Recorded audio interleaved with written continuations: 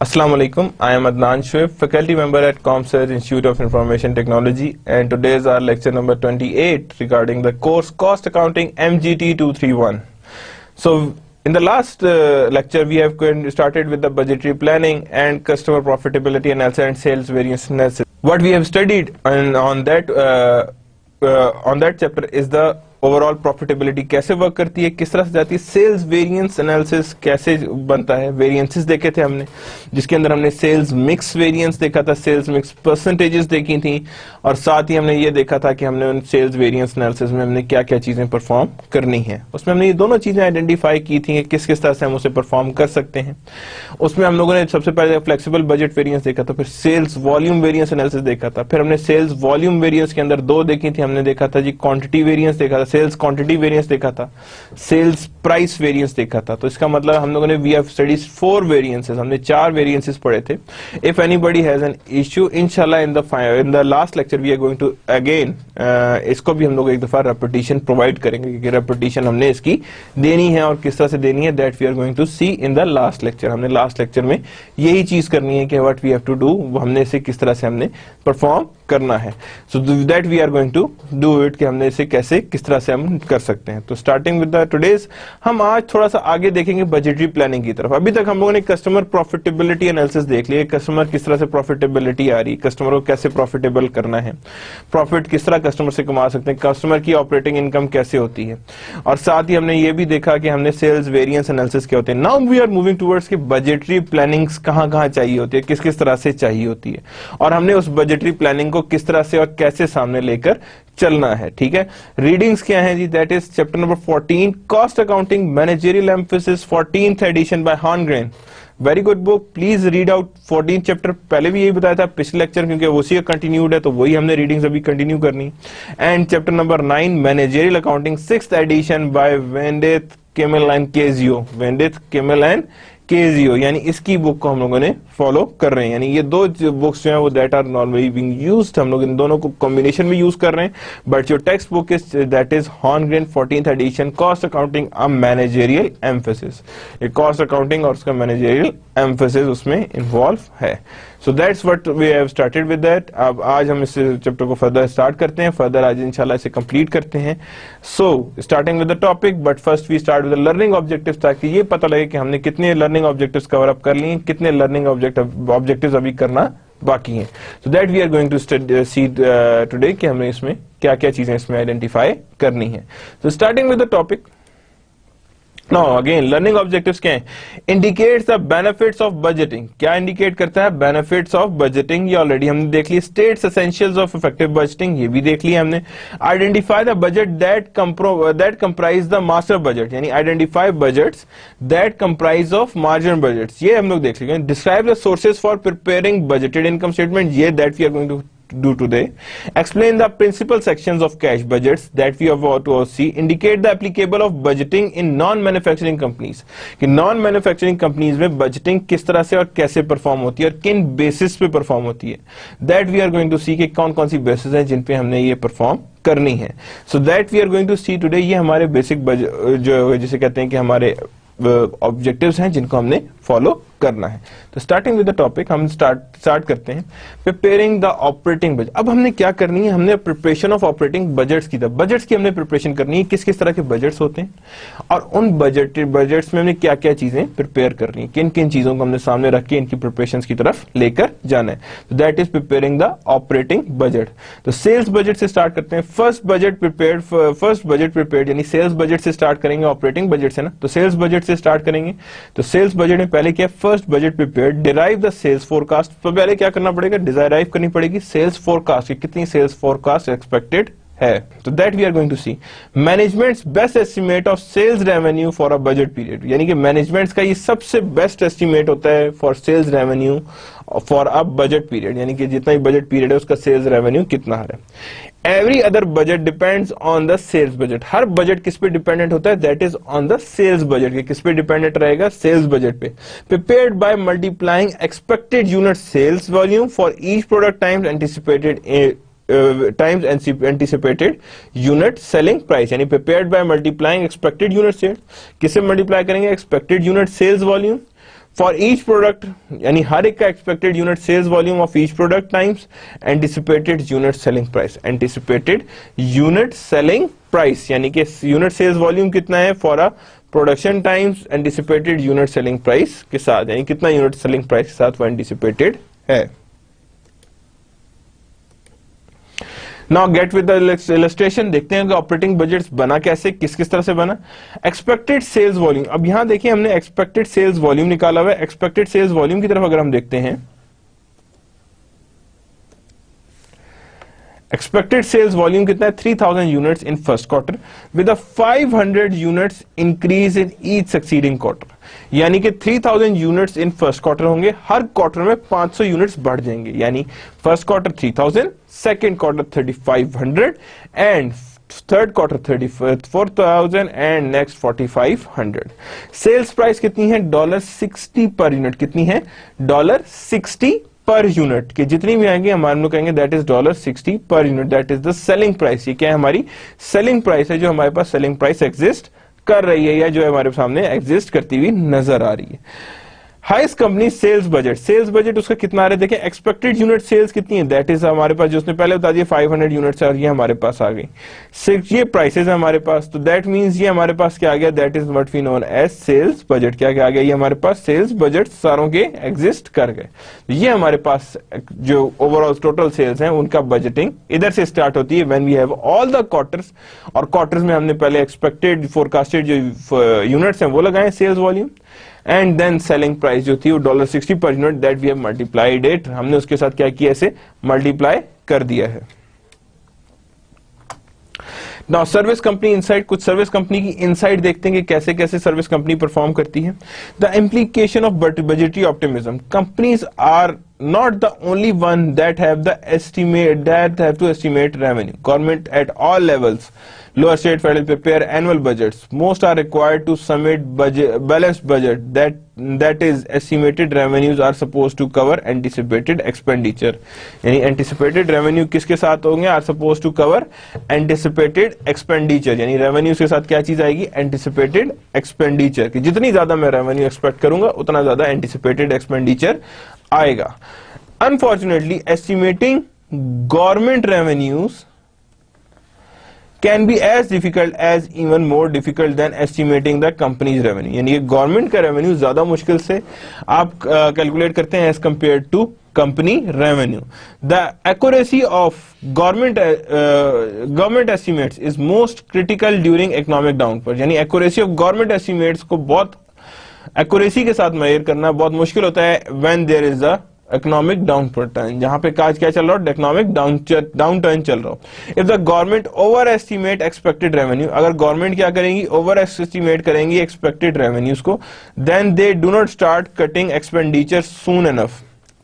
अगर गवर्नमेंट जो है वो ओवर एस्टिमेट करती है एक्सपेक्टेड रेवेन्यू, क्या करती है, ओवर एस्टिमेट करती है एक्सपेक्टेड रेवेन्यू को, then they do not start cutting expenditure soon enough, कि यानी ओवर एस्टिमेट करिए एक्सपेक्टेड रेवेन्यूज को तो वो अभी तक start cutting expenditure soon enough, यानी वो अभी तक अपने एक्सपेंडिचर कट नहीं करेगी। When they eventually realise that revenues are going to be lower than expected, वो उन्हें जब ये पता लगता है कि eventually revenues are going to be lower than expected, they often have to make much larger, more disruptive cut that would have been necessary if they had estimated revenue correctly, यानी कि उन्हें एकदम से बहुत ज्यादा डिस्ट्रप्टिव कट देना पड़ेगा necessary if they had estimated revenue correctly, कि जब उन्होंने रेवेन्यू क्या किया, करेक्टली एस्टिमेट किया है। For example during 2009 the median state government over estimated revenue by 10.2%, क्या किया उसने कि during 2009 the median state government over estimated revenue, क्या किया उन्होंने, ओवर एस्टिमेट कर दिया रेवेन्यू बाय 10.2%, किस हिसाब से, by 10.2%, with 4 state government missing by more than 25%, यानी कि 4 state government missing by more than 25%. And the median state government overestimated revenue by 10.2% with 4 state of government missing by more than 25%, which make estimation so difficult for these governments. Most states rely on income tax which fluctuate wildly with the economic gyrations, यानी कि economic gyrations में वो बहुत fluctuate करती है. Some states rely on sales taxes which are problematic because the laws regarding sales tax haven't adjusted for the shift from manufacturing to service company and for brick and mortar store online. What is the important that government budget accurately estimate future revenue during goes downward? यानी क्या चीज इतना important है government accurately estimate करे future revenue during down turn. यही सारी बात है, जब डाउन टर्न है तो आपको गवर्नमेंट को पता होना चाहिए कि हाँ जी उसने कितना हमें फर्दर आगे पैसा चाहिए to get out of this downturn, कि हम इसमें से इस डाउन टर्न में से हम कैसे और कितना किस तरह से और कितनी जल्दी हम बाहर आ सकते हैं. How we can come out of this downturn, कि हम इस डाउन टर्न में से कैसे बाहर आ सकते हैं. Preparing the operating budget prepare करते हैं. प्रिपेयर उसमें सब अगला नेक्स्ट क्या आता है, that is production budget. So show units that must be produced to meet anticipated sales derived from sale budget plus desired change in ending finish goods inventory. यानी कि डिजायर्ड सेल बजट और साथ ही desired change in ending finish goods inventory. Sales budget, desired change in ending finish goods inventory. Essentials to have realistic estimate of ending inventory. Essentials to have realistic estimate, यानी essentials हैं to have realistic estimate of ending inventory, कि हमारे पास realistic estimate आ जाए ending inventory का. That is budgeted sales per unit, desired ending finished goods minus beginning finished goods. Beginning भी minus कर दें, ending भी, यानी कि इसमें क्या किया हमने, इन दोनों को ऐड कर दिया, इसमें से बिगनिंग निकाल दिया, यानी तो हमारे पास आ गया रिक्वायर्ड प्रोडक्शन यूनिट्स आ गए. क्या आ गया हमारे पास, रिक्वायर्ड प्रोडक्शन यूनिट्स आ गए. Budgeted sales units plus desired ending finish goods units, यानी डिजायर्ड फिनिश गुड्स जो है वो बजटेड सेल्स यूनिट जितनी आपने सेल्स करनी है माइनस कर दिया बिगनिंग फिनिश गुड्स यूनिट्स. तो हमने कहा जी required production units are there, कि ये हमारे पास क्या आ गई, रिक्वायर्ड प्रोडक्शन यूनिट्स आ गई. Now the illustration देखते हैं हेस कंपनी की. हेस को believe it can meet future sales need with an ending inventory of 20% for the next quarter.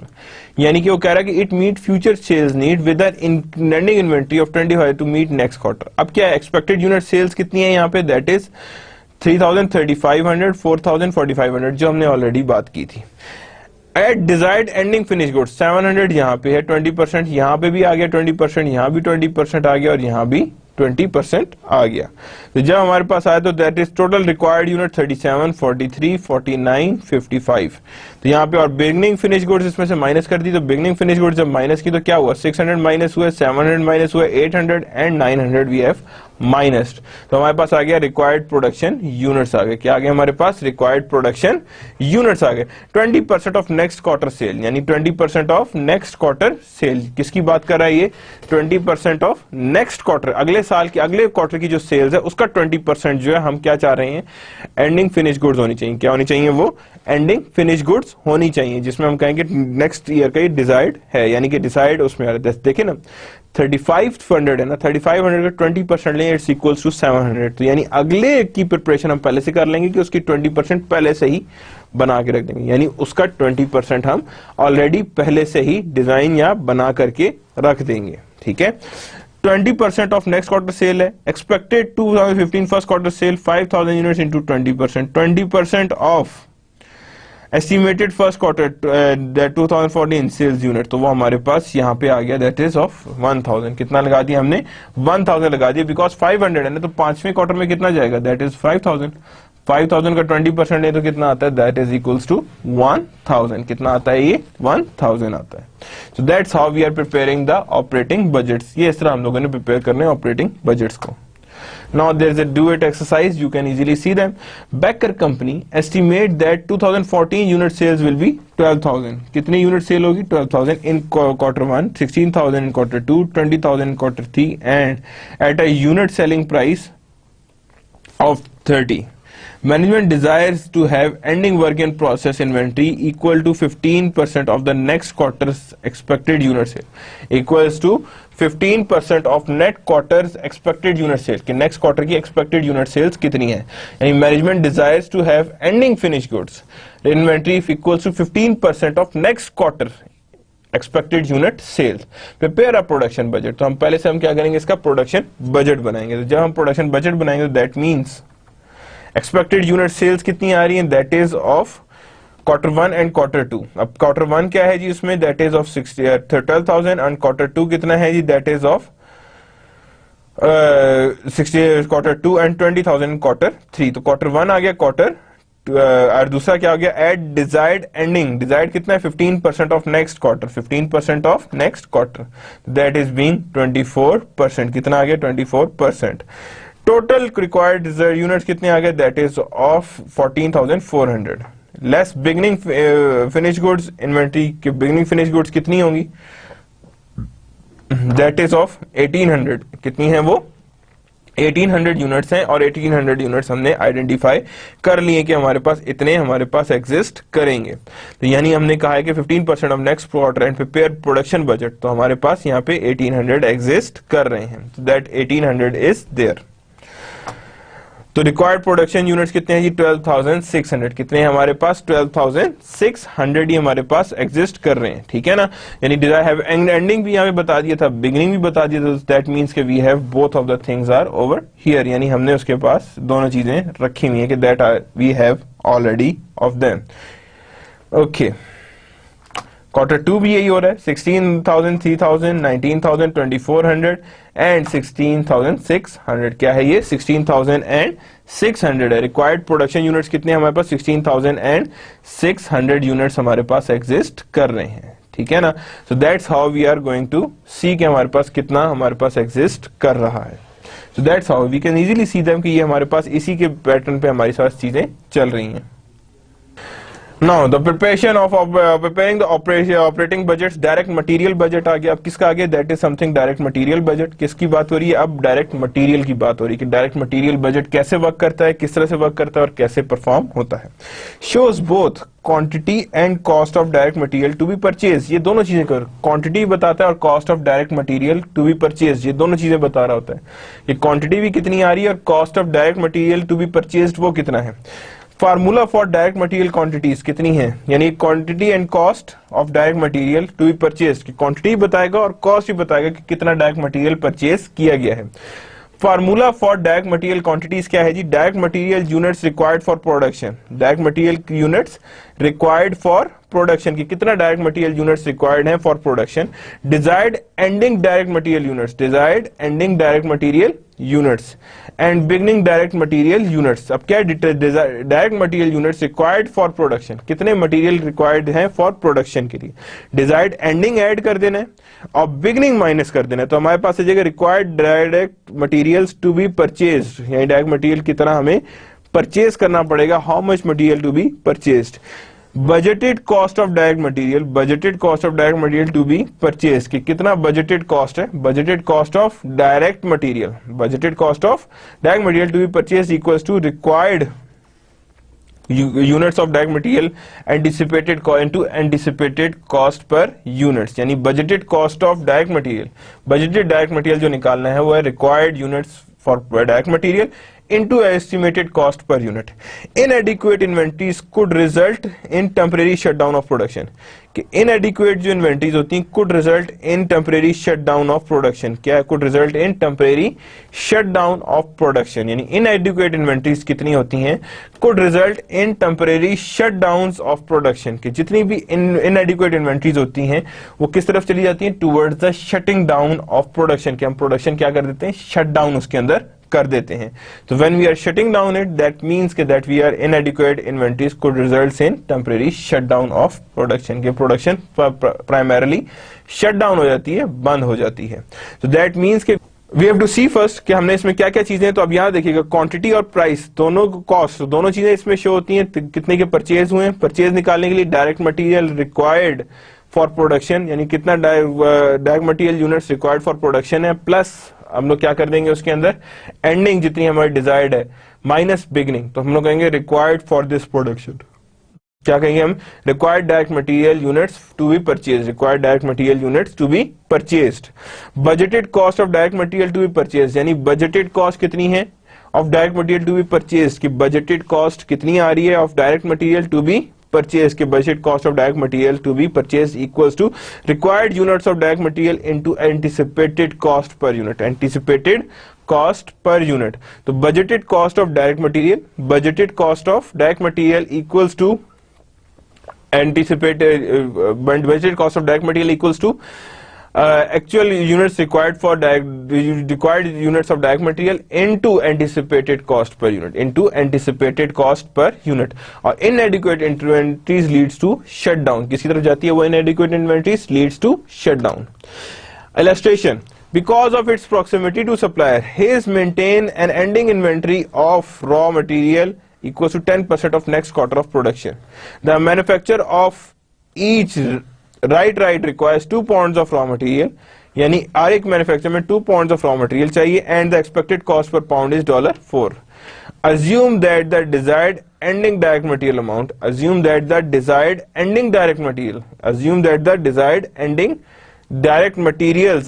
is 1020 pound. क्या है वो 1020 pound for the fourth quarter of 2011. For the fourth quarter of 2011 कितना ये हमारे पास fourth quarter है for 2011.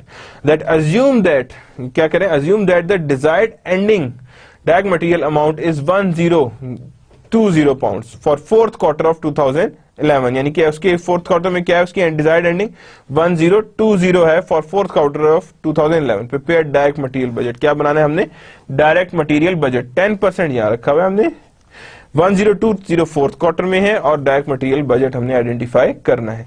और कितना ये मैन्युफैक्चरिंग रिक्वायर्ड 2 पाउंड ही चाहिए हमें मैन्युफैक्चरिंग और $4 है. क्या है हमारे पास? डॉलर कितने हैं? दैट इज $4 हमारे पास एग्जिस्ट कर रहे हैं. तो the units to be produced कितना आ रहा है? That is 3100, that is 3600, that is 4100, that is 4600. Direct material per unit कितने आनी? दैट इज 0.2 यानी कि 2 आ रहे हैं तो दैट मीन हमने इसे 2 से मल्टीप्लाई किया तो दैट इज टोटल पाउंड जो हमें रिक्वायर है. डिजायर्ड एंडिंग पाउंड कितने? 720 10% था, 820 था, 920 था एंड लास्ट में उसने कहा 1020 इज देयर. तो टोटल मटेरियल कितना रिक्वायर्ड है? That is this much 6920, 8020, 9120 and 10,220 less beginning work in process कितनी है? बिगिनिंग क्या है? 10% estimated first quarter pound needed to production. यानी कि बिगिनिंग क्या होगी? First quarter needed for the production के प्रोडक्शन के लिए फर्स्ट क्वार्टर रिक्वायर्ड है. यानी कि ए में हमें क्या चाहिए था? ए के लिए हमें चाहिए था 10% ऑफ नेक्स्ट क्वार्टर प्रोडक्शन और 10% estimated first quarter of production के estimated first quarter of production की हमने आइडेंटिफाई करनी है. तो फर्स्ट क्वार्टर ऑफ प्रोडक्शन में यहां पे इसका लिया 10%, इसका यहां पे लिया, इसका यहां पे लिया और इसका यहां पे लिया. तो दैट बिकम्स बिगिनिंग. क्या बन जाएगी ये? बिगिनिंग. यानी estimated first quarter pound needed for production, first quarter pounds needed for production. So यहां पे आते हैं. नेक्स्ट है 6300 हमारे पास टोटल आ गया हमारे पास. इसको हमने डायरेक्ट मल्टीप्लाई किससे कर दिया है? वैल्यू से, कॉस्ट पर पाउंड से. तो हमारे पास टोटल कॉस्ट हमारे सामने एग्जिस्ट कर रही है. That what we known as total cost. इसे क्या कहते हैं हम? ये टोटल कॉस्ट है. So that's how we are making the operating budgets, direct material budgets. के डायरेक्ट मटेरियल बजट्स हमेशा ऐसे बनेंगे या इस तरह से ही डायरेक्ट मटेरियल बजट्स परफॉर्म होंगे या परफॉर्म होकर सामने आएंगे. नाउ मैनेजमेंट इनसाइट एक और देखते हैं. Betting that price wouldn't fall. Betting that price wouldn't fall. Betting means शर्त लगाना. Betting that price wouldn't fall, कि प्राइस जो है फॉल नहीं करेगी. Sometimes things happens that cause manager to reevaluate their normal purchasing pattern. क्या करें? Reevaluate करें normal purchasing pattern. For example the predicament that business faced when the price of many raw materials skyrocketed recently. Rubber, cotton, oil, corn, copper, spices prices are for seemingly everything were going to straight up. यानी everything क्या होगी? वो straight up हो जाएगी. corn और spices prices for seemingly everything were going to straight up. Anticipating that prices might continue to go up, many managers decided to stockpile much larger quantities of raw material, avoid paying even a higher price in the future. For example, after cotton prices rose 92%. क्या cotton prices कितनी हुई है? Rose by 92%. One manager of a printed t-shirt manufacturer, one manager of printed t-shirt manufacturer decided to stockpile a huge supply of plain t-shirt in anticipation of additional price increase, while he normally has about 30 boxes of t-shirts in inventory and he purchased 25 boxes. यानी 30 boxes थे and he purchased 2500 boxes. यानी सिर्फ 30 boxes पड़े थे और now there is a 2500 more. What are the potential downsides of stockpiling a huge amount of raw material? इससे क्या होगा? Inventory dumping. क्या कॉन्सेप्ट आता है? इन्वेंट्री डंप करना, इन्वेंट्री डंपिंग की तरफ आ जाना और इन्वेंट्री को आगे जाने ना देना. That means you are waiting कि आपकी इन्वेंट्री कब जो है वो ओवरऑल मूव कर जाएगी या अलग से हो जाएगी या इन्वेंट्री इज समथिंग डिफरेंट, जो डिफरेंट तरीके से चलेगी. तो the main thing is inventory dumping, कि आपने इन्वेंट्री को किस तरह से डंप किया. Now, do it scenario company is preparing its master budget for 2014. Relevant data pertaining to its sale, production and direct material are as follow. Sales for year are expected to be total 1.2 units. 1.2 million units. Quarterly sales are 20%, 25%, 30% and 25% respectively. The sales price is expected to be $50 per unit. Sales price कितनी होगी? $50 per unit for first 3 quarters. पहली 3 quarter इतनी and $55 per unit at the beginning in the 4th quarter. Sales in the first quarter of 2015 are expected to be 10% higher than the budgeted sales of first quarter. यानी 10% higher होंगी expected to the budgeted sales of a first quarter of 2013. Production manager desired to maintain ending finished goods of 25% of next quarter budgeted sales volume. Direct material, each unit requires 3 pound of raw material. क्या कर रहा है? Each unit requires 3 pound of raw material at a cost of $5 per pound. किस cost पे? At a cost of $5 per pound. Manager desires to maintain raw material inventories at 5% of next quarter. यानी management की Dzire क्या है? To maintain raw materials. क्या करें? Maintain करें raw materials inventories at 5% of next quarter. यानी raw material count as a 5% of next quarter.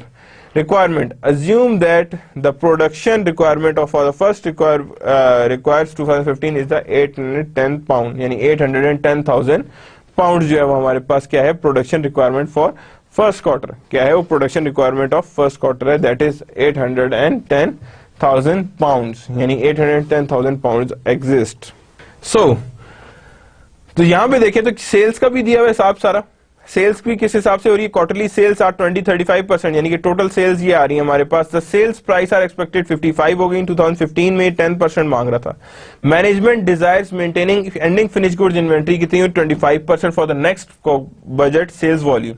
Each unit requires 3 pounds of raw material at a cost of $5 per pound. किस हिसाब से? $5 per pound.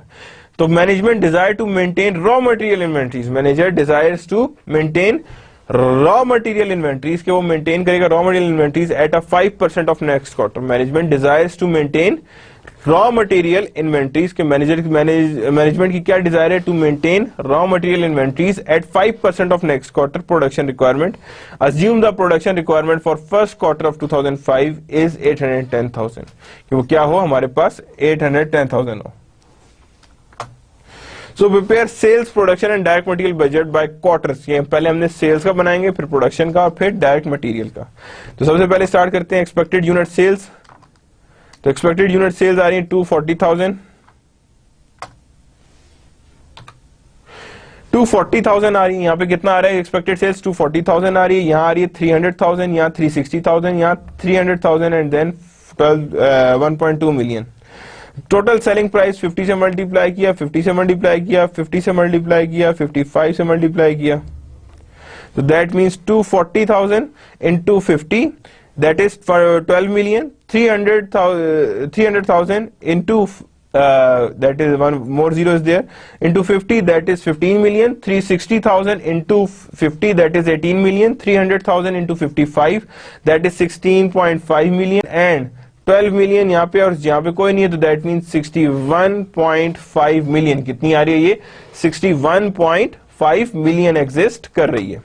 Prepare sales, production and direct material. अब हम production budget की तरफ जा रहे हैं. प्रोडक्शन के लिए हम लोग सबसे पहले निकालेंगे रिक्वायरमेंट्स. एक्सपेक्टेड यूनिट सेल्स निकाली हमने, कहा जी ये दैट इज हमारे पास expected unit sales. Desired ending finish goods कितनी है जी? दैट इज 10% रखा हुआ था, तो दैट इज 75%. कितना? सॉरी 25% रखा हुआ था, दैट मीन्स ये हमारे पास एंडिंग है 75. टोटल रिक्वायर्ड यूनिट्स इतनी हैं और ending less beginning finish goods हम लोग इसमें से निकालेंगे, दैट इज ऑफ सी को हम लोग निकालेंगे 25% of estimated first quarter sales units, यानी ये कितनी बन जाएगी, दैट इज 60,000। कितनी बन रही है ये 60,000 बन रही है, कि जो भी हमारे पास वैल्यू आएगी that is being 60,000। And the required production units कितने आ रहे हैं, दैट इज इक्वल्स टू 255,000। कितने आ रहे हैं, 255,000 आ रहे हैं। Same is the case with the second one, 3 lakh आ रही है, 90,000 निकाला है, एंड देन उसके बाद हम लोगों ने किस तरफ मूव किया है, that is of 390,000 and then see that is 75,000। कितना आ रहा है ये 25% of estimated first quarter sales unit.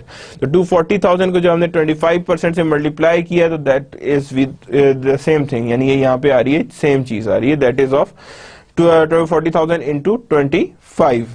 तो ये आ गया 315,000 तो 360,000 next one, again 75, again 435 and again 90,000 and that is 245,000। कितना है ये 345,000 हमारे पास एग्जिस्ट कर रहा है। नाउ 300,000 अगेन 66,000, 366, 75 एंड 291,000, यानी 300,000 यूनिट सेल्स हैं। डिजायर्ड एंडिंग फिनिश गुड्स कितनी है 66,000। टोटल रिक्वायर्ड यूनिट्स 366,000 है and required production units is 255,000 and the last one it would be the 291,000। कितनी है ये 291,000 और टोटल कितना आ रहा है 1.206 million 1.206 million. Now prepare sales budget. अब क्या बनाना है हमने, सेल्स बजट बनाना है, because the sales budget is also being a part of it. यहाँ पे आप देखें तो यूनिट प्रिपेयर्ड कितना है जी 255, 315, 345 and 291। Direct material per unit कितना आ रहा है, दैट इज दिस मच। तो हमारे पास एट द एंड हमारे पास ये चीजें हमारे सामने बच गई। एट डिजायर्ड एंडिंग लगा दी यहाँ पे, वो भी हमने सारे में लगा दी। तो जो ऐड किया टोटल मटेरियल रिक्वायर्ड, ठीक है, दैट इज इक्वल, यही हमारे पास आ रहा है। और नेक्स्ट है उसके बाद less beginning finish direct material beginning है, इसको जब हम निकालेंगे तो that means 5% needed for production, यानी 5% of ST first quarter pound needed for production, यानी 5% एटलीस्ट चाहिए होगा फॉर बिगिनिंग। तो हमने बिगिनिंग किया तो 5% पे यहाँ पे आया 47, 51 एंड 43, 650। तो डायरेक्ट मटेरियल परचेजेस कितने आ रहे हैं, that is how that much 774,949, 1026 and 869, 850। तो ये हमारे पास कॉस्ट पर पाउंड है। तो यहाँ पे हमने देखा है, तो यहाँ पे total cost of direct material purchases, यानी total cost of direct material क्या है, परचेजेस कितनी है, तो that is 3.87 million, 4.74 million, 3.13 million, 4.34 million and 18.101 million. कितना आ रहा है 18.101 million. Now preparing operating budget, क्या बनाएंगे अब, ऑपरेटिंग बजट लगा रहे हैं लेकिन डायरेक्ट लेबर का बजट बना रहे हैं। अब किसका बजट बना रहे हैं, डायरेक्ट लेबर का, कि लेबर का बजट कैसे बनता है और किस तरह से होता है। Direct labour budget shows both the quantity of hours and cost of direct labour, यानी कि shows both the quantity of hours and cost of direct labour are necessary to meet production requirement, कितने quantity of hours and cost of direct labour hours, direct labour यानी कि quantity of hours and cost of direct labour necessary to meet the production requirements, critical in maintaining a labour force that can meet expected returns, यानी critical in maintaining the labour force that can meet expected production, क्या करे वो expected production, यानी critical है कि आप labour force को maintain करें और एक्सपेक्टेड प्रोडक्शन के उसके साथ देखेंगे labour force that can meet expected production. ये क्रिटिकल चीज है कि जब आप एक्सपेक्टेड प्रोडक्शन को मैच करना चाहते हैं। Total direct labour cost formula क्या है, units to be produced direct time usage into direct labour cost पर आ, क्या आएगा डायरेक्ट लेबर कॉस्ट पर आ। तो टोटल डायरेक्ट लेबर कॉस्ट आ जाएगी हमारे पास, क्या आ जाएगी, टोटल डायरेक्ट लेबर कॉस्ट आ जाएगी। The units to be produced into machine hours usage direct labor cost per hour, क्या आ जाएगी हमारे पास, into direct labor cost per hour। तो total direct cost हमारे सामने आ जाएगी, total direct labor cost is there for us। Illustrations, direct labour hours are predetermined from production budget, यानी direct labour hour जो वो ऑलरेडी प्री डिटर्मिन्ड होते हैं from production budget, यानी प्रोडक्शन बजट उन्हें ऑलरेडी प्री डिटर्मिन करा होता है. At Hayes company 2 hours for direct labor are required to produce, and 2 hours of direct labor are required to produce each unit of finished goods. The anticipated hourly rate wage rate is 10. तो यहाँ पे हमने कहा जी 3100 है, 3600 है, 41, 4600. Direct labour time कितना है जी, that is of $2 hours per unit, 2 hours. तो हमने कहा जी टोटल रिक्वायर्ड लेबर कितना है, that is 62, 72, 82, 92. So that means direct labor hours cost per unit कितना है, $10 है, तो $10, तो that means कि overall direct labor cost जो है वो कितनी है, 62,000 है, 72,000, 82,000 and 92,000 है. So that is our direct labor cost. क्या आ गई है हमारे पास, डायरेक्ट लेबर कॉस्ट. और टोटल कॉस्ट कितनी आ रही है, दैट इज 308,000. कितनी आ रही है हमारे पास, 308,000 आ रही. क्या चीज आ रही है हमारे पास, 308,000 हमारे पास एग्जिस्ट कर रही. तो यूनिट्स टू बी प्रोड्यूस्ड कितने यूनिट्स हैं, डायरेक्ट लेबर टाइम कितना रिक्वायर्ड है, मल्टीप्लाई किया, टोटल डायरेक्ट लेबर आ गए. Direct labour hour per hour भी निकालिए किस तरह कॉस्ट है, and total direct labour cost is there. ये सारी की सारी डायरेक्ट लेबर कॉस्ट क्या है, इधर आ गई है. अब हमने जो करना है सबसे पहले बनाना है, that is a manufacturing overheads. क्या बनाने हमने, मैन्युफैक्चरिंग ओवरहेड्स बनाने के. मैन्युफैक्चरिंग ओवरहेड्स हमने कैसे बनाए, shows the expected manufacturing overhead cost for budget period, यानी shows the expected manufacturing overhead budget cost for the budget period. Distinguish between fixed and variable overheads. किसके बीच में डिस्टिंग्विश करेगा, फिक्स्ड एंड वेरिएबल ओवरहेड्स के बीच में उसने distinguish करना है कि how we are going to distinguish between fixed and variable overhead cost. Fixed और वेरिएबल ओवरहेड कॉस्ट में कितना डिफरेंस एग्जिस्ट करता है. नाउ द इलस्ट्रेशंस देखते हैं. Hedge company expect variable cost to fluctuate with production volume, यानी has company expect variable cost to fluctuate with production volume on the basis of following rates per direct labor hour. Indirect material $1, indirect labor 1.4, utility 0.4, maintenance 0.2. Thus the 62 direct labor hours to produce 3100 units.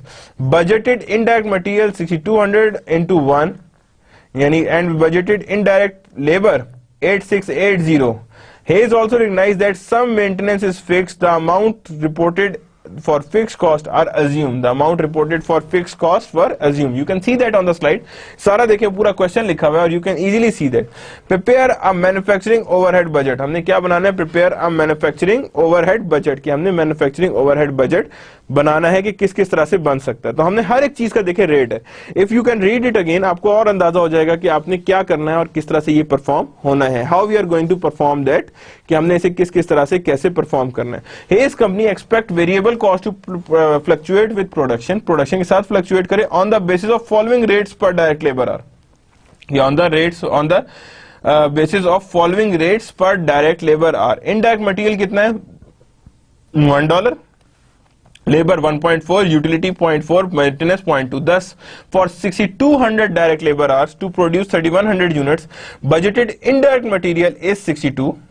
कितना है, budgeted indirect material is 62, budgeted indirect labor 8680, and Hayes also recognized the maintenance is fixed. किसको maintenance को कर रहा है, fixed है. The amount reported for fixed cost are assumed. So preparing a manufacturing overhead. तो यहाँ पे variable cost आ रही है, देखें यहाँ पे indirect material आ गए, indirect labor, अब यहाँ क्वार्टर्स हैं, सारे के सारे क्वार्टर्स हैं. इनडायरेक्ट लेबर्स आ गए, यूटिलिटीज आ गई, मेंटेनेंस आ गए, ठीक है ना. एंड सेम उसी केस में चल रहे हैं जिस तरह हमने वहां पे यूनिट्स दिए थे. और यूनिट्स कितने दिए हुए थे, that is there. That is overall कितने बनाने हमने, 6200 बनाने. कितने बनाने हमने, 6200 बनाने, यही है ना. That is for 6200 direct labour hours are being required, यानी 6200 आवर्स हमें रिक्वायर्ड होंगे. और इनडायरेक्ट मटेरियल कितना चाहिए, दैट इज 6200 ही चाहिए. तो 6200, 7200 है, 8200 है, 9200 है, एंड तो ये हमारे पास क्या आ रही है, दैट इज आर कॉस्ट. तो यहाँ पे हमने कहा 8680 इनडायरेक्ट लेबर है, 10 for 18 40, यानी हर एक को हमने उसी हिसाब से चेंज भी कर लिया है. यूटिलिटीज कितनी आ रही है, 0.40 पर आवर आ रही. क्या आ रही है हमारे पास, 0.40 पर आवर. तो 2480 is there, 2880 is there, 3280 is there, 3680 is there, and 12320 is there. Maintenance कितनी है, 1240, 1440, 1640 and 1840. तो टोटल वेरिएबल कॉस्ट कितनी है, 18,600, 21,600, 24,600, 27,600.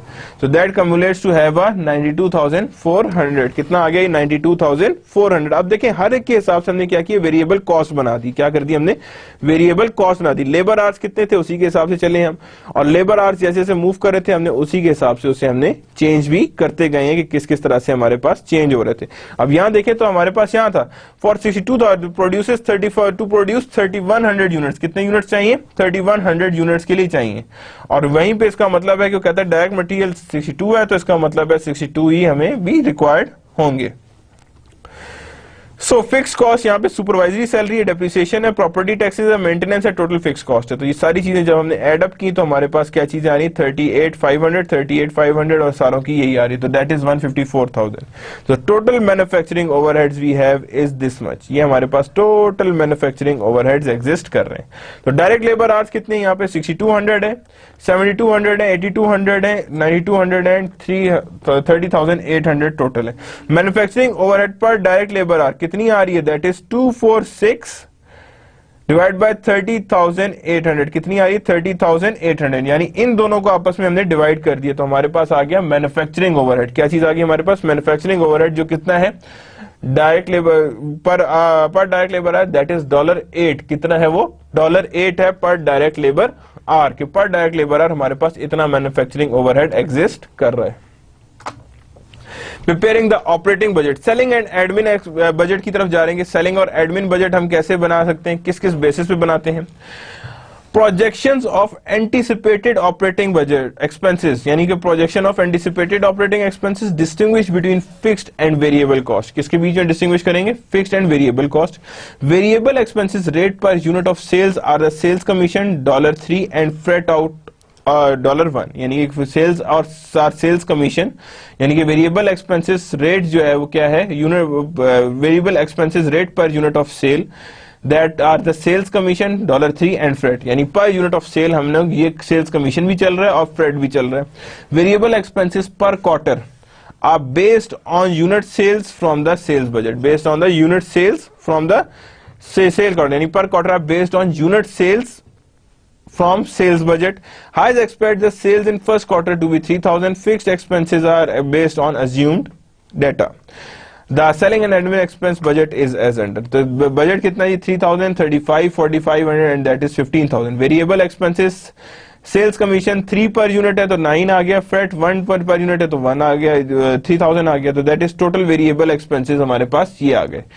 फिक्स्ड एक्सपेंसेस क्या है? ये सारे के सारे क्या है हमारे? फिक्स्ड एक्सपेंसेस हैं. टोटल फिक्स्ड एक्सपेंसेस है 30,000, 30,000 एंड 30,000. तो टोटल सेलिंग एंड एडमिन कितना आ गया? That is of 42,000. कितने आ गया वो हमारे पास? 42,000 हमारे पास total selling and admin expenses में आ गया. 42,000, 44,000, 46,000, 48,000 एंड 180,000 यहाँ पे टोटल हमारे सामने आ गया.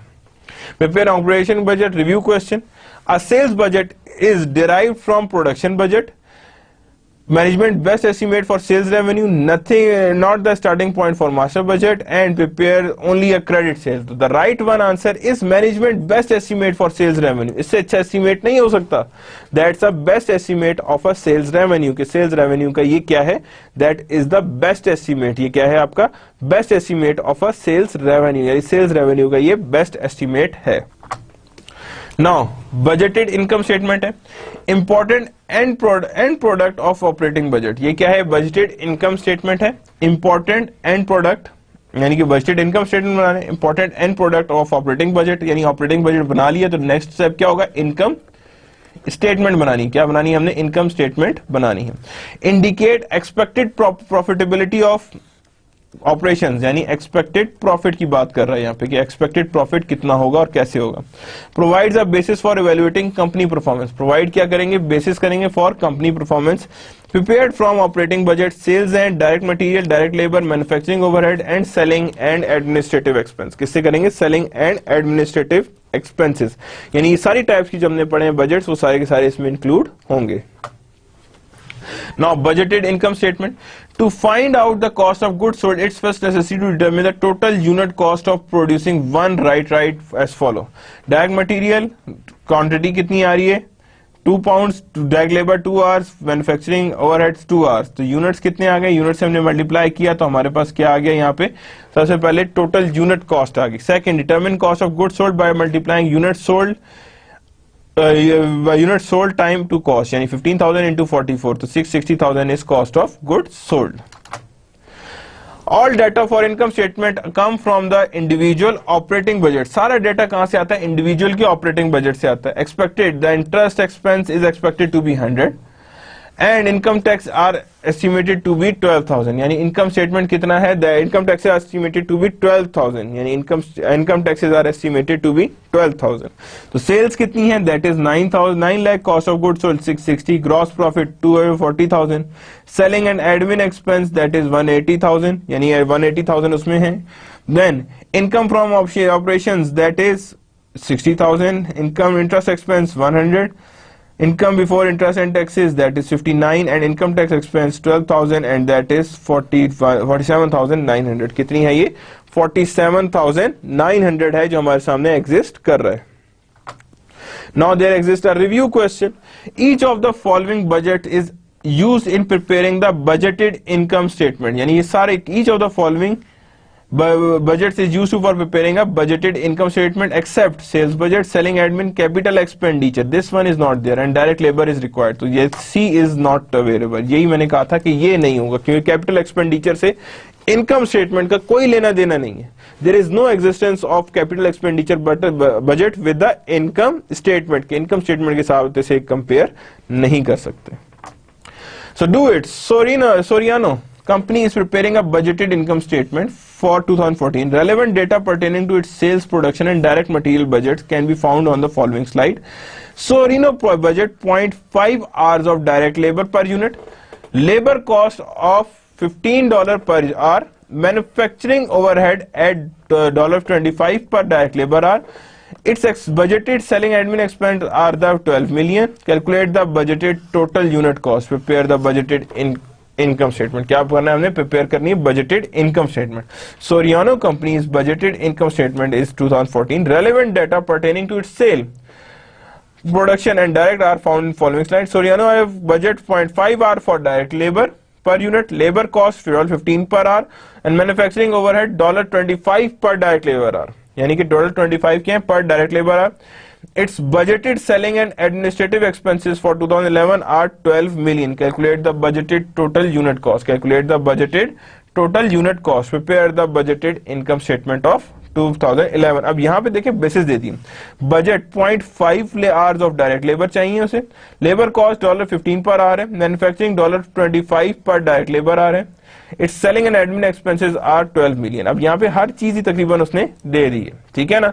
तो यहाँ पे अब देखें तो उसने लेबर आर भी दे दी है, लेबर आर की कॉस्ट भी दे दी है, मैन्युफैक्चरिंग ओवरहेड की भी हमें बता दी कॉस्ट और सेलिंग एंड एडमिन एक्सपेंस भी उसने बता दी. उसने क्या बजट बनाए अब टोटल कॉस्ट यूनिट का, यानी बजटेड टोटल यूनिट कॉस्ट कितनी है. तो सबसे पहले ए को करते हैं. तो सबसे पहले हम आएंगे Soriano is preparing its master budget 2014. अच्छा अभी खत्म नहीं हुआ question. Relevant data pertaining to its sale, production and direct material budgets are as follow. Sales for the year are expected to total 1.2 million है, ठीक है ना. सेल्स इतनी है. Quarterly sales are 20, 25%, 30 to 25% respectively. यानी कि वो कह रहे हैं sales for the year are expected to be 1.2 million.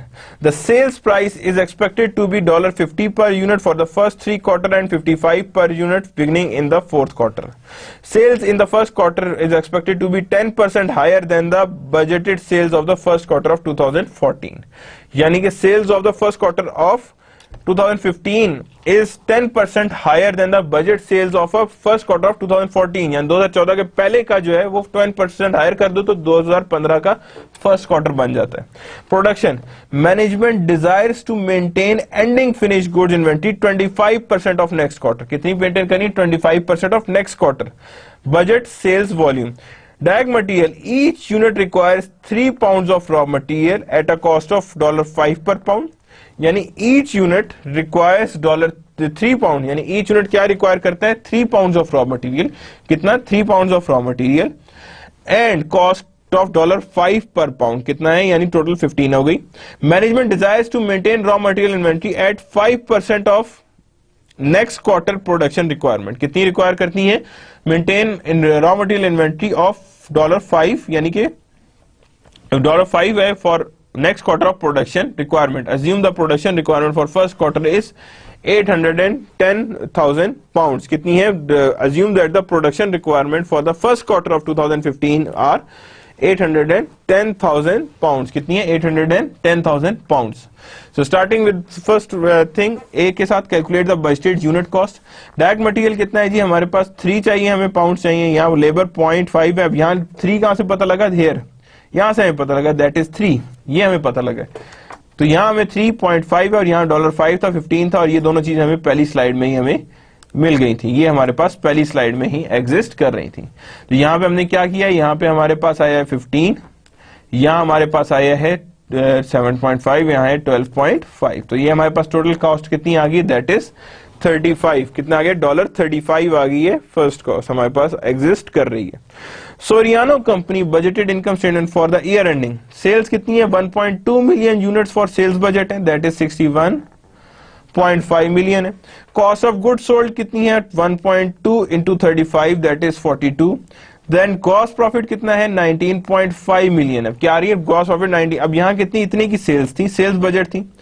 Sales को हमने कैसे निकाला है, 1.2 इंटू 50. कितनी निकाली हमने, 1.2 इंटू 50 निकाली. Because in the back slide अगर आप देखें तो यहां पे हमारे पास क्या चीज आ रही है, that is of $50 per unit is are sale price. Sale price कितनी है, $50 पर यूनिट है हमारे पास, सेल्स प्राइस है. तो उसी को हमने मल्टीप्लाई किया तो हमारे पास यहां पे आ गया ये वाला. तो यहां पे हमारे पास 61,500 हमारे पास एग्जिस्ट कर रहा है. उसके बाद हमने देखा कॉस्ट ऑफ 1.2 इंटू 35, तो 35 से मल्टीप्लाई किया तो ये आ गया हमारे पास. ग्रॉस प्रॉफिट आ रहा है 19.5 मिलियन आ रही है. Selling and admin expense already पहली स्लाइड में 12 मिलियन बताए थे, तो हमारे पास नेट इनकम कितनी आ रही है, दैट इज 7.5 मिलियन. कितनी आ रही है हमारे पास, 7.5 मिलियन आ रही है. तो ये इस तरह से हमने इसकी कैलकुलेशंस करनी है. अब यहाँ पे ये देखें हर चीज, ईच एंड एवरीथिंग हमने उसको, हर चीज को अकाउंट फॉर किया, सेल्स को भी. अब यहाँ देखें हमारे पास क्या आ रहा है, quarterly sales are 20, 25%, 30% and 25% respectively. The sales price are expected to be unit of 50,000, 50 per unit and 55 per unit beginning of fourth quarter. तो यहाँ पे हम कौन सा बना रहे हैं, ईयर एंडिंग 2014. तो यहां क्या है, यहां पे हमारे पास फोर्थ क्वार्टर चल रहा है ना. तो फोर्थ क्वार्टर की हमारे पास कितनी, हमारे पास सेलिंग प्राइस आ रही है 55 पर यूनिट. तो जब मैं इस केस में 1.2 मिलियन को क्या करूंगा, मल्टीप्लाई करूंगा 55 के साथ, तो मेरे पास आंसर क्या आएगा, दैट इज ऑफ 61,500, यानी 61.5 मिलियन मेरे पास आंसर आएगा. Now preparing a financial budget. Financial budget बना रहे हैं. Cash budget again आ गया. Shows anticipated cash flow, often considered to be the most important input in preparing financial budget. के most important input कहा जाता है for preparing a financial budget. Contains 3 sections. कौन कौन से sections हैं? Cash receipts, disbursements and financing. 3 sections में आपका cash budget पूरा हो जाता है. Receipts, disbursements and financing. Shows beginning and ending balance. ये लाजमी होता है कि बिगनिंग और एंडिंग बैलेंस भी साथ बताता है कि कैश रिसीट, डिस्पर्समेंट और फाइनेंसिंग के बाद एंडिंग बैलेंसेस क्या है. कैश बजट, बिगनिंग बैलेंस कितना था हमारे पास, ये कैश बजट का वो यहां आ गया. रिसीट्स ऐड करनी है, टोटल अवेलेबल निकालना है, डिस्पर्समेंट कर देनी है. एक्सेस में आया तो ठीक है, तो डेफिशिएंसी में आया तो गो विद द फाइनेंसिंग, यानी एक्सेस में आया तो ठीक है और फाइनेंसिंग कोई रिक्वायर्ड है तो ठीक है, अदरवाइज जीरो. और उसके बाद हमने क्या करना है, ending work in process find कर लेनी. क्या होता है, एंडिंग कैश या कैश बैलेंस फाइंड कर लेना है. क्या करना है हमने, एंडिंग कैश बैलेंस हमने आइडेंटिफाई कर लेना है. तो कैश बजट आ गया. कैश रिसीट सेक्शन है. Expected receipt from principal resources of revenue, यानी रिसीट जितनी भी आई है प्रिंसिपल रिसोर्सेज ऑफ रेवेन्यू उनको कलेक्ट करेंगे. Expected interest and dividend receipts proceeds from planned sales of investment, plant assets and capital stocks. यानी expected interest, dividend receipts proceeds from planned sales of investment, यानी कोई interest मिला, कोई dividend मिला, कोई चीज, कोई equipment बेच दिया, कोई plant बेच दिया, कोई asset बेच दिया, कोई capital stock बेच दिया. ये सारी की सारी क्या है, receipts में आई. Disbursement, cash payment, direct material कहीं भी dividend में किया, plant asset कहीं भी किया, कैश डिस्पर्स हुए तो that is included in the cash disbursement. Financing, expected borrowing या रीपेमेंट. सारी बात है, अगर मेरे पास डिस्पर्समेंट ज्यादा है और रिसीट्स कम है तो definitely I require a financing, कि या तो मुझे बोरोइंग चाहिए होगी या रीपेमेंट चाहिए होगी बोरोड फर्म की प्लस इंटरेस्ट, साथ ही हमें इंटरेस्ट भी देना पड़ेगा। तो preparing a financial budget, cash budget की तरफ आ रहे हैं। मस्ट प्रिपेयर इन सीक्वेंस, एक सीक्वेंस में ये प्रिपेयर होता है। Ending cash balance of one period is the beginning cash balance for the next, यानी एक पीरियड का एंडिंग कैश बैलेंस अगले पीरियड क्या होगा, बिगिनिंग कैश बैलेंस होगा। Data obtained from other budgets और फ्रॉम मैनेजमेंट, डाटा कहां से लिया जाता है, या तो अदर पहले के बजट से लिया जाता है या मैनेजमेंट से लिया जाता है। Often prepared for the year on a monthly basis, यानी कि क्या होता है, ये हमेशा मंथली बेसिस पे ज्यादातर किया जाता है, ईयरली कम होता है, ईयरली ये इतना डेवलप नहीं किया जाता। Contributes to more effective cash management, किसमें कंट्रीब्यूट होता है, मोर इफेक्टिव कैश मैनेजमेंट में। Shows manager the need of for additional financing, ये सबसे बड़ी बात है कि ये बताता है कि नीड ऑफ फाइनेंसिंग कहां कहां और किस किस महीने में आपको पड़ सकती है। Indicate when excess cash will be available, ये भी इंडिकेट करता है कि कब हमारे पास एक्सेस कैश अवेलेबल है। इलस्ट्रेशन देखते हैं। Hedge company assumption on January 1, 2014 cash balance is 38,000. Hayes wishes to maintain balance of at least 15,000. अब ये उसने शर्त लगा दी कि मेरे पास एटलीस्ट बैलेंस कितना होना चाहिए कैश का, 15,000. Sales 60% are collected in the first quarter sold and 40% are collected in the following quarter. Account receivables of 60,000 at December 31st are expected to be collected in full in first quarter of 2014. यानी जो last quarter के and में हुआ था account receivable, वो 2014 के start में हमें सारे के सारे वापस मिल रहे हैं, यानी कि वो हमें स्टार्ट में यानी नेक्स्ट मंथ ही वापस आ रहे हैं। Short term investment are expected to be sold as 2,000 cash in first quarter, यानी कि पहले सेक्शन में 2,000 कैश की हमने इन्वेस्टमेंट, शॉर्ट टर्म इन्वेस्टमेंट थी, वो बेच दी थी, यानी दीज आर द इन्वेस्टमेंट, यानी cash receipts I. Then direct material 50% are paid in the first quarter purchase and 50% are paid in the following quarter. In direct material को 50% जिसमें हुआ है उसी में पे होगा, 50% नेक्स्ट में होगा। Account payable of 10,600 at December 31st are expected to be paid in full in first quarter of 2014. यानी 2013 के जो दिसंबर को जनरेट हुआ था वो फर्स्ट क्वार्टर में ही यहाँ पे रिकवरी में आएगा। Direct labour 100% is paid in which quarter incurred. Manufacturing overhead and selling admin expense, all items expect depreciation are paid in the quarter incurred. Management plans to purchase a truck in second quarter of 10,000 cash. कितने का purchase करें, 10,000 का purchase कर रहे हैं। Now be careful, सारी चीजें याद रखिएगा। We are going to back and fourth slides करेंगे ताकि we can have a easy idea. Hayes में make equal quarterly payments of its estimated annual income tax. Loans are repaid in the earliest quarter in which there is sufficient cash, that is when the cash on hand exceeds 50,000 minimum required balance. जैसी 15,000 से ज्यादा होगी cash, we are going to pay our loans. तो schedule बनाना है हमने collection of from customers का। तो पहला सेल्स है जी, फर्स्ट क्वार्टर की आ रही है जी, ये आ रही है हमारे पास सेल्स आ रही है, ठीक है ना। फर्स्ट क्वार्टर की ये है, सेकंड क्वार्टर की ये आ रही है, थर्ड क्वार्टर की ये आ रही है एंड फोर्थ क्वार्टर की हमारे पास ये आ रही है। तो you can easily check them, आप इसे देख सकते हैं किस किस तरह से आ रही है। So that's how we are doing, यानी हमारे पास हर चीज की सेल्स लिखी हुई है, यानी जनवरी 1 में कितनी है, expected to be 38,000 cash balance आएगा, ठीक है, और हर चीज को उसमें हमने आइडेंटिफाई किया हुआ है, ठीक है ना। तो यहाँ पे अब देखें तो ए है सेल्स 180,000 है, 180,000 का 60% लिया है, और यहाँ पे 130,000 का भी हमने 40% लिया, यानी 60%। अब फर्स्ट हम लोग चलेंगे किसकी तरफ, 60,000, यानी इसका 180,000 का हमने 60,000 जो है वो हमने ले लिया है, और साथ ही 108,000 लिया है। क्या किया हमने, 108,000 क्या किया, 180,000 का 60% हमने ले लिया है on the first quarter.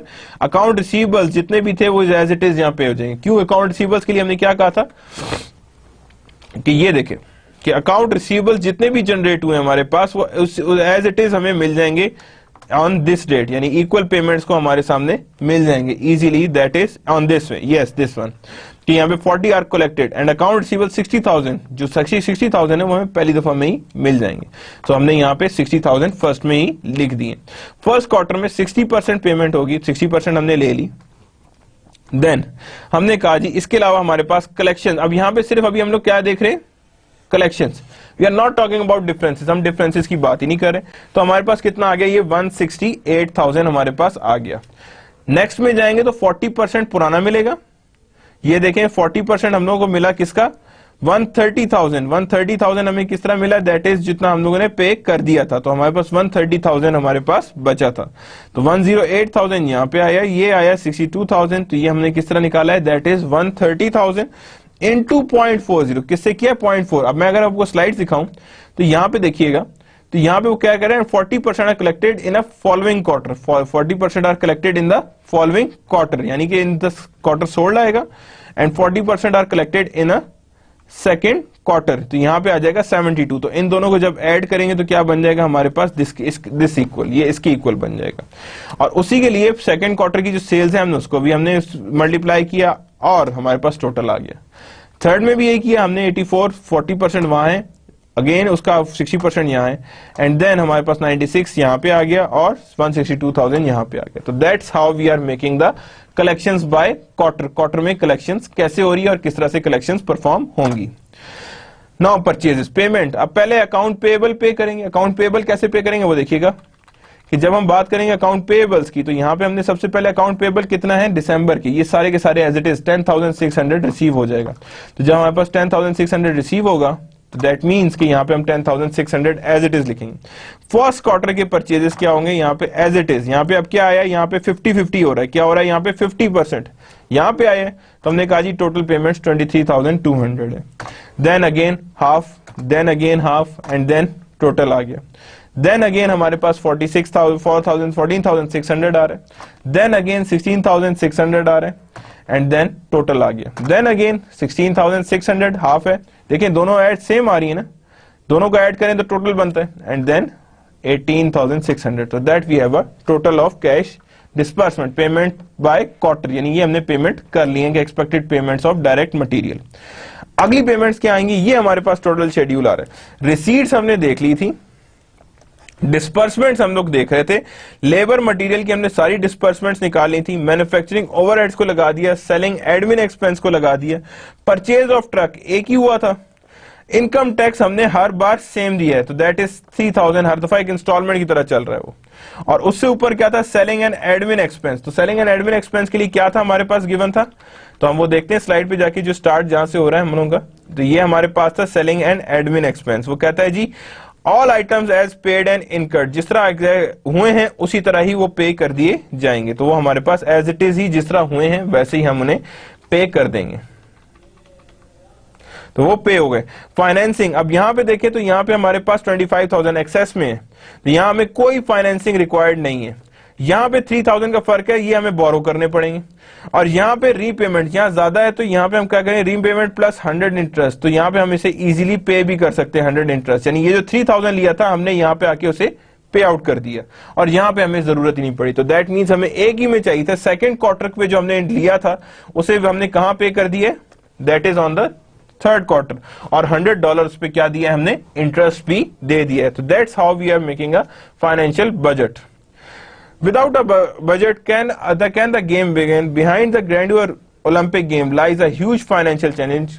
How to keep budget cost in line with revenue? For example, in 2006 Winter Olympics in Turin, Italy, narrowly avoided going into a bankruptcy before games even started. In order for the event to remain solvent, organizers cancelled guilty celebration and shifted promotional responsibility to the Italian state agency. Despite these efforts, after games were over, the Italian government created lottery games to cover the financial losses. यानी financial losses को cover करने के लिए उन्होंने lottery games लगाई. As another example, organizer of 2002 Winter Olympics in the Salt Lake City cut budgeted cost $200 million shortly before the event began. According to Chief Operating Financial Officer, the organizer went through every line items of the budget, sorting each one into must-have versus nice-to-have. As a result, the Salt Lake game produced a surplus of $100 million. यानी budgeting बहुत ध्यान से करनी पड़ती है, कहीं पे bankruptcy का भी खतरा आ जाता है, because you have less of cash, higher of disbursement, तो वहां पे आपको फंडिंग्स चाहिए होती है। Why does it matter whether Olympic game exceeds their budget? Definitely it goes towards the bankruptcy. budget balance sheet developed from a budgeted balance sheet of a preceding year, पिछले साल से बनती है, and budget for the current year से ही बचती है. Pertinent data from budgeted balance sheet at December 31st as follow. Building कितनी है 182,000, accumulated depreciation, common stock and retained earnings, सारा कुछ इसमें already given हमें किया है. तो when we are going to start it, cash that much, account receivables 108,000, 44,000 हमारे पास क्या आ रहा है, that is are raw material inventories आ रही हैं. 4080 यहाँ पे हमारे पास finish goods and raw material आ रही हैं. बिल्डिंग्स को हमने डेप्रिसिएशन से ऐड किया, 144,000 है. एंड देन टोटल एसेट्स कितने आ रहे हैं, that is 337,980. And the same is the case with the liabilities. ये हमारे पास आ रही है December 31st 2014, और उसी की बेस पे निकाला जो हमें डाटा दिया गया 182,000. यहाँ पे एक्यूमुलेटेड डेप्रिसिएशन कितनी है, बिल्डिंग एंड इक्विपमेंट्स हमारे पास कितने एग्जिस्ट कर रहे हैं. So when we are going to make it, अब यहाँ पे हमें वही डाटा है. एंडिंग कैश बैलेंस कितना है जी, 37,900 shown in cash budget. Account receivable 40% of fourth quarter sales 270,000 shown in schedule are expected collection from customer, कि ये एक्सपेक्टेड कलेक्शन होनी है फ्रॉम कस्टमर. तो फिनिश गुड्स क्या है, desired ending inventory 1000 units shown in the production budget. Ending inventory show हुई है कितनी 1000 units times the total unit cost कितनी 44 इंटू 1000, 44,000. रॉ मटेरियल की कितनी ending inventory 1020. Cost per pound $4 shown direct material. December 31st balance 182,000 है, plus purchase of truck 10,000, that means it's 192,000 है. Accumulated depreciation कितनी charge हुई है 28,800 plus 15,200 depreciation shown in manufacturing overhead budget and 4,000 depreciation shown in selling and administrative expense budget. 50% of fourth quarter purchases 37 shown in schedule of expected payment of direct material. Common stock unchanged रही और retained earning में कितना है 480 आई है 46,480 plus net income 47,900 shown in budgeted income statement. So review question यहाँ पे यानी कि means we are going to see them. ये सारी चीजें अब ऐड होंगी तो हमारे पास क्या आई है बैलेंस शीट. तभी ये बैलेंस शीट हमारे सामने आई है, ये वाली ये बैलेंस शीट इन्हीं चीजों को सामने रखिए. इतना कैश आया, अकाउंट रिसीवेबल्स 108 थे एंड 44,000 रॉ मटेरियल आ गया 408, इसमें एडजस्ट किया तो हमारे पास ये आंसर आया. अकाउंट पेबल इतने थे, कॉमन स्टॉक अनचेंज थे, रिटेन्ड अर्निंग ऐड हो गई थी. कितनी ऐड हो गई थी ऐड होके, that is of this much 46,480 plus 47,900, तो दैट इज 94, ऑलमोस्ट 94,000 हमारे पास हो जाएंगी. Review expected direct material purchase in read company are 70,000. कितना है 70,000. First quarter 90,000. Second quarter in the first and 90,000 in second quarter. 40% of the purchases are paid in cash as incurred, and balance is paid in following quarter. The budgeted cash payment for purchases as the second quarter are obviously हम क्या करेंगे यहाँ पे second quarter में निकालना है ना, तो जारी बात है यहाँ पे कह रहा है 40% कैश इनकर आप बैलेंस आप पेड इन फॉलोइंग क्वार्टर. तो डेफिनेटली 90,000 का हम लोग इसका भी आ रहा है क्या ही है कि 40% इसका फ्रंट पे आएगा, इसका 60% होगा, तो that means its equal to 78,000. किसकी इक्वल होगा ये 78,000 को इक्वल होगा. So that's a do it exercise. Martin Company's management wants to maintain minimum monthly cash balance of 15,000. कितना बैलेंस मेंटेन करना है, minimum cash balance of 15,000. At the beginning of March, the cash balance is 16,500. कितना है cash balance of 16,500. Expected cash receipts for March are 210,000. यानी कि cash balance 16,500 था, तो मार्च में कैश रिसीट्स कितनी 21,000 हुई है and cash disbursements 220,000. How much cash if any must be borrowed to maintain desired minimum income. तो बैलेंस कितना है 16,500, 210 हुई है, 220 डिस्बर्समेंट हुई है. तो डिस्बर्समेंट हमने निकाली तो हमने कहा जी 220 जब इसमें से माइनस किए तो हमारे पास बचा 65,000 और जितना डिफरेंस आया 15,000 और 6,500 में दैट वुड बी बोरोड. यानी फाइनेंसिंग कितनी रिक्वायर्ड है 8,500. So budgeting in non manufacturing companies कैसे होगा. सेल्स बजट वहां पे क्या है, starting points and key factors in developing master budget. Use of purchases budget instead of production budget. यानी परचेजेस बजट को यूज किया जाता है इंस्टेड ऑफ प्रोडक्शन बजट. और do not use manufacturing budget, इस चीज की कोई चीज नहीं होती। टू डिटरमिन बजटिंग मर्चेंडाइज, क्या होता है, budgeted cost of goods sold plus desired ending inventory minus beginning merchandise, तो रिक्वायर्ड मर्चेंडाइज परचेज हमारे पास आता है।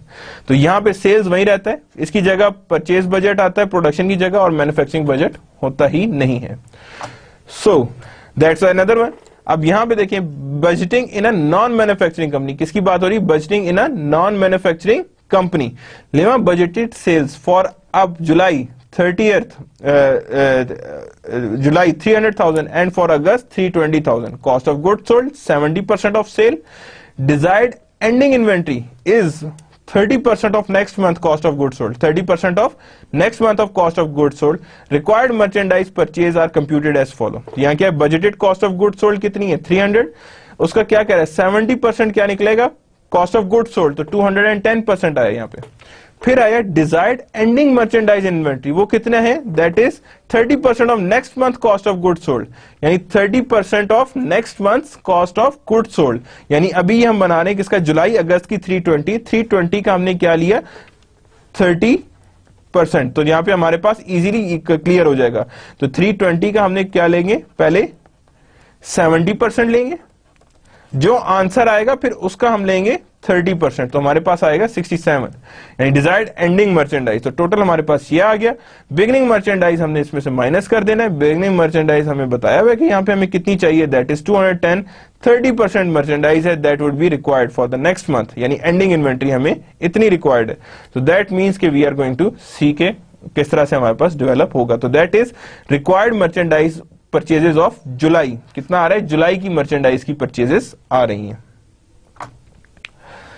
Now budgeting in non manufacturing company, service का एंटरप्राइज की बात करते हैं। Critical factors in budgeting is coordinating professional staff से कोऑर्डिनेट करते हैं, need with the anticipated services, problems if overstated, disproportionately high labour cost, lower profit due to additional salaries और increase staff turnover, ये over staff करेंगे तो ये हमारे पास आएगा, टर्नओवर कम होगा, लो प्रॉफिट शो होगा और लेबर कॉस्ट हाई होगी। Problem if under staffed, lost revenue because existing future clients needs, यानी कि उससे हम लोग लॉस कर देंगे रेवेन्यू, loss of professional staff due to excessive workloads, तो ये भी हमारे पास बस क्रिएटेड रहेगा कि एक्सेसिव वर्कलोड होगा। Not for profit organisations are also there, not for profit में क्या आता है, just as important as a profit oriented company. Budget process differs in profit oriented company. Not profit का different होता है, budget का different होता है। Budget on the basis of cash flow, expenditure and receipt, not on revenue and expense basis. यानी कि किस पे होती है, expenditure और receipt पे होती है, not on revenue and expense basis. Starting point is usually expenditure not receipt, expenditure से स्टार्ट करते हैं, रिसीट से स्टार्ट नहीं करते वहां पे चीजें। Management task is to find receipt needed to support planned expenditure, यानी उन्होंने रिसीट उन्हें ढूंढनी पड़ती है, खर्चा ढूंढना पड़ता है टू ताकि प्लान्ड एक्सपेंडिचर्स पूरे हो सके। Budget must be followed, over spending often illegal, यानी बजट को बहुत सही तरह फॉलो किया जाता है, ओवर स्पेंडिंग लीगल नहीं होती। Now the review question is that the budget for merchandise differs from a budget from manufacturer because the merchandise purchase budget replaces the production budget, बिल्कुल सही है। The manufacturing budget is are not applicable, ठीक है। Both A and B are correct, so definitely it's D, that is A and B are correct. So that's a service company insight. Insight है service company की, all organization needs to stick to a budget. The Museum of Contemporary की Los Angeles की example दी हुई है, learn highway आ रहा है, वो 10-year period budget है। The most recent recessions has created a budget challenges हैं for nearly governmental agencies हैं, टास्क रेवेन्यूज हैं dropped rapidly as evening declines हैं, यानी इसमें ओवरऑल देखा गया कि कैसे आपके बजट्स जो है वो नीचे गिराए गए हैं, किस तरह से आपके बजट्स जो है ओवरऑल रिड्यूस किए जा रहे हैं, या किस तरह से आपके रिड्यूस किए गए बजट, और बजट्स में प्रॉब्लम्स कहाँ आई, जहां पे ये लोग ओवर बजट चले गए। जब म्यूजियम शुरू किया उसमें बहुत ज्यादा एम्प्लॉयज रख लिए, जिसकी वजह से ओवर स्टाफिंग सी आ गई, और जब ओवर स्टाफिंग आई तो दैट मीन्स कि वहां पे आपके पास overall problems in budget create होना शुरू हो जाए, और जिसकी वजह से हमारे पास बजट स्कॉलरशिप्स जो थे वो प्रॉब्ली फॉल हो गए when the stock market suffers और सीरियस ड्रॉप, कि वहां पे ओवरऑल हमारे पास बजटरी इश्यूज जनरेट हो गए। So that's the end of the today's lecture. We have studied the budgets, किस किस तरह से बजट बनते हैं, कौन कौन से बजट होते हैं और किस किस तरह से ये बजट परफॉर्म होते हैं। So that's the end of the lecture number 28. Allah Hafiz.